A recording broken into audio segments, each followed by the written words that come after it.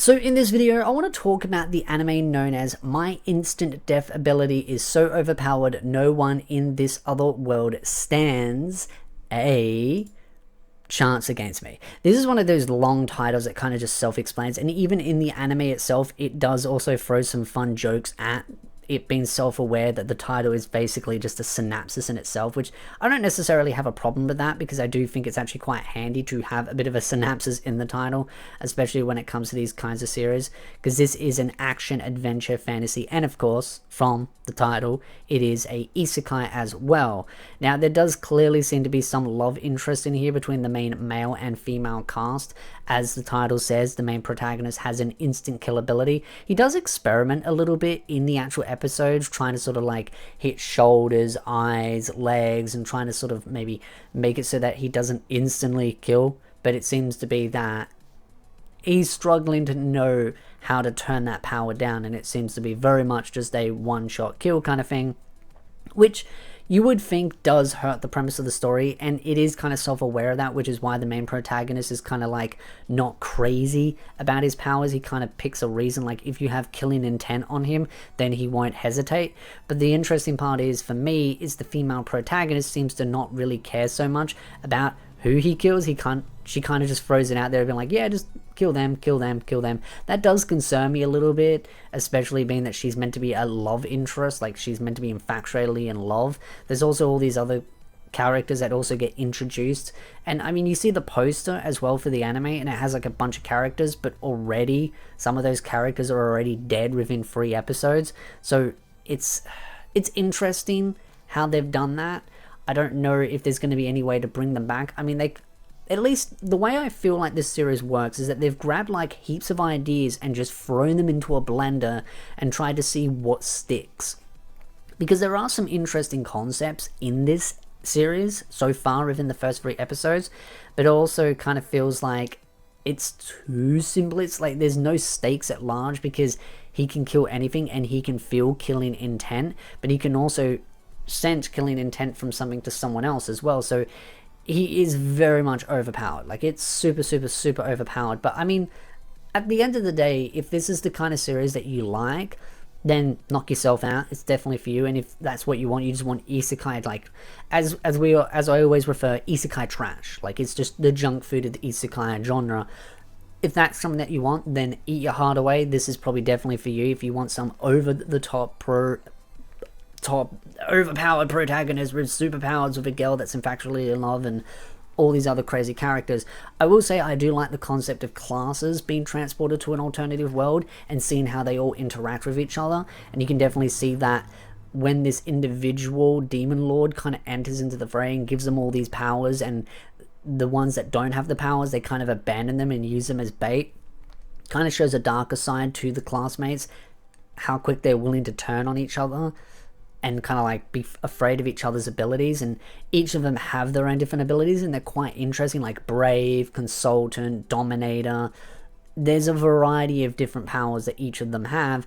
Now, of course, with the main male and female character, they didn't get the gift from this demon lord, and so there's kind of a repercussion to that as well, where she can maybe puppet them. But the thing is, and this is my only concern about the story, is that he is just too overpowered. Like, he's walking through this with no challenges whatsoever, and it's not necessarily a bad thing, because some stories do put in like main protagonists that don't go over the top, but I also do feel like there isn't too much of a personality to him, other than just what's there to justify who he does and doesn't kill.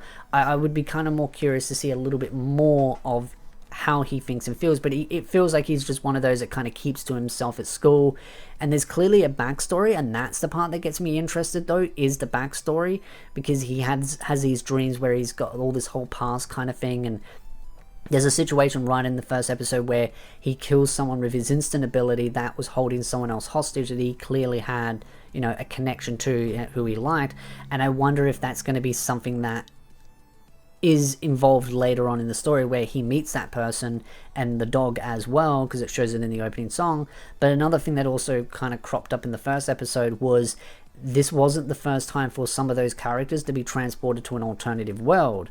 And so it seems to be, it's a common thing that seems to happen, and some towns are very like medieval while some are very modern with a mix of magic all kind of coded in it. So like I said, it does feel like they're throwing like a bunch of ideas in there, and the last episode has zombies popping up at the end. So yeah, like I said, blender, grab all these ideas, jam it in there, and see what kind of sticks and makes sense. Which I don't think is necessarily a bad idea. It can be fun to just see how crazy and chaotic stories like that can be.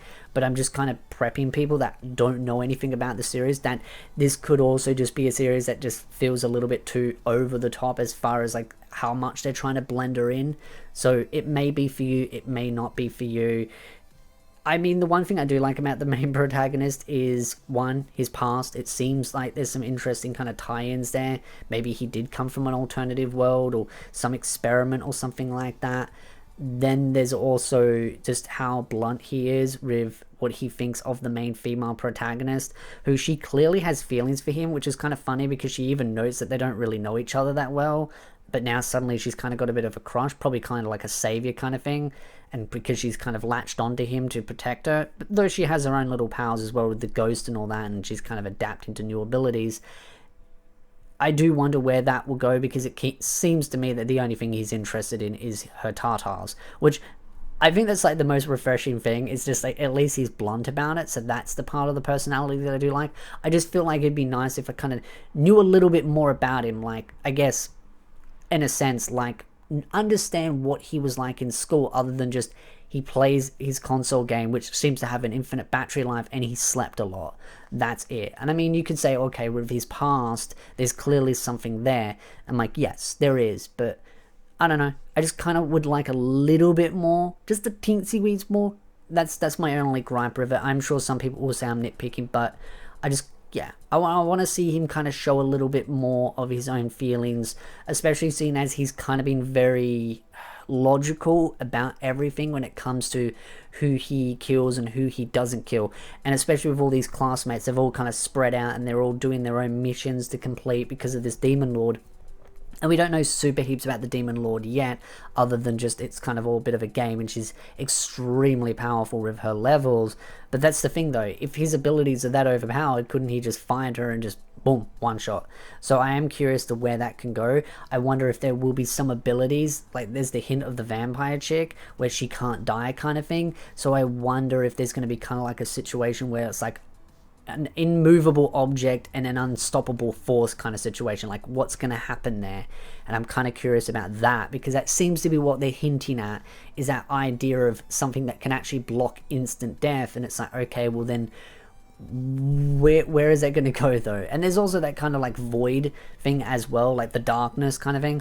I'm curious about where that goes, because that's kind of been hinted at, shown a little bit, the destruction of it, but that's as far as it goes as well. So it's not too bad. Again, as I said, it's not for everyone. I'm just kind of giving a realistic expectation for people that go into these kind of series, because I know some people absolutely love this and will be like, oh my god, this is so amazing, I absolutely love it. And then there will be some people that will be like really kind of like, this is just, you know, normal isekai trash to them, and they'll be kind of disdain from it, which that's why I wanted to give a grounded, realistic expectation of this is what the series is like. Pick if you want to watch it. If you don't, there's your option right there. And I give my own little thoughts and opinions as well. So I'd love to know your thoughts in the comment section down below. And of course, if you like this video, hit the like, subscribe, and I'll see you beautiful nerds in the next video.